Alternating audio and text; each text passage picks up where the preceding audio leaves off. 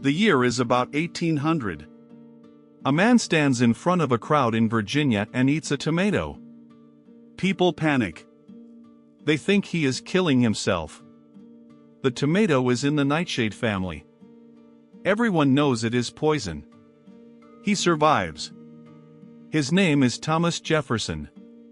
He wrote the Declaration of Independence. He also designed his own house and invented the swivel chair. And he was about to change what America eats. The tomato started wild in the Andes. The Aztecs grew it.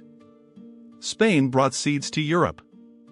Italy cooked with it by the 1500s. But most of Europe grew it as a decoration, not food. They called it the love apple. They called it the poison apple. And people did die after eating it. But the tomato was innocent. The real killer was the pewter plate. Tomato acid pulled lead out of the pewter. The people rich enough to own pewter were the ones eating tomatoes. They blamed the fruit for what the plate did. Jefferson called his home Monticello, Italian for little mountain. It sits on a peak in Virginia. It is the only private home in America that is a UNESCO World Heritage Site. It has been on the nickel since 1938. He designed it himself. The house has a clock powered by cannonballs. A bookstand that holds 5 books at once. A bed built into the wall that opens into 2 rooms. He invented the swivel chair and used it to write the Declaration. He invented a better plow and never patented it. He gave it away. Jefferson grew 99 types of vegetables and 330 varieties over 60 years.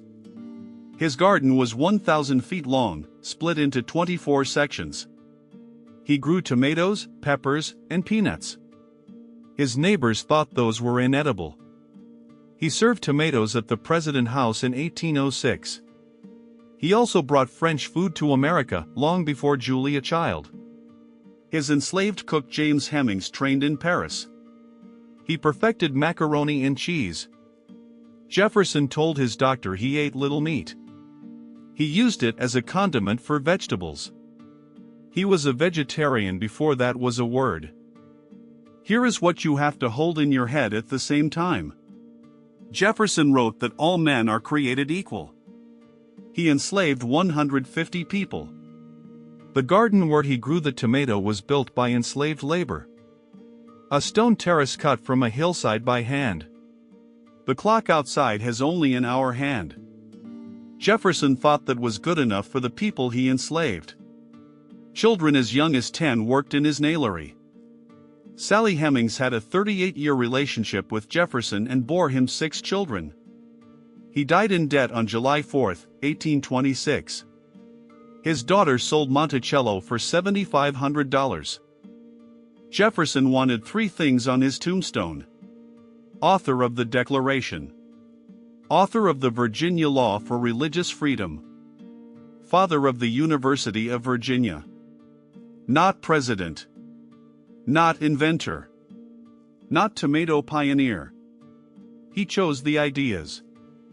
The tomato traveled from the Andes to Mexico to Spain to Italy to France to Virginia. Jefferson was one link in that chain. The genius is real.